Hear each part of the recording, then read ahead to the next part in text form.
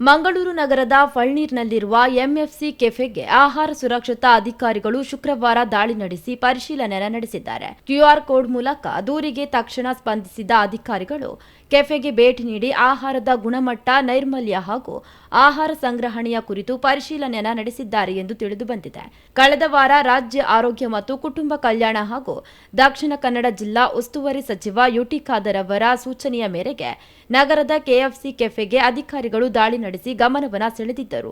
ರಾಜ್ಯಾದ್ಯಂತ ಇದು ಭಾರಿ ಸಂಚಲನವನ್ನ ಮೂಡಿಸಿತ್ತು. ಆ ಬಳಿಕವೂ ಅಲ್ಲಲ್ಲಿ ಅಧಿಕಾರಿಗಳು ದಾಳಿಯನ್ನ ನಡೆಸಿದ್ದರು. ಅಲ್ಲದೆ ಸಚಿವರು ಇಂತಹ ಪ್ರಕರಣಗಳ ಬಗ್ಗೆ ದೂರು ನೀಡಲು ಕ್ಯೂಆರ್ ಕೋಡ್ ಅನ್ನು ಬಿಡುಗಡೆಗೊಳಿಸಿದ್ದರು.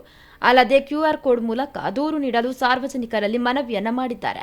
ಇದೀಗ ಅದರಂತೆ ಶುಕ್ರವಾರ ಕ್ಯೂಆರ್ ಕೋಡ್ ಮೂಲಕ ಬಂದ ದೂರಿನ ಅನ್ವಯ ನಗರದ ಫಳ್ನೀರ್ ರಸ್ತೆಯಲ್ಲಿರುವ ಎಂಎಫ್ಸಿ ಕೆಫೆಗೆ ದಾಳಿ ನಡೆಸಿದ ಅಧಿಕಾರಿಗಳು ಅಡುಗೆ ಮನೆ ಸಹಿತ ವಿವಿಧೆಡೆ ತಪಾಸಣೆಯನ್ನ ನಡೆಸಿದ್ದಾರೆ. ಆಹಾರ ಸುರಕ್ಷತಾ ನಿಯಮಗಳನ್ನು ಪಾಲಿಸಲಾಗುತ್ತಿದೆಯೇ ಎಂಬುದನ್ನು ಪರಿಶೀಲಿಸಿದ್ದಾರೆ.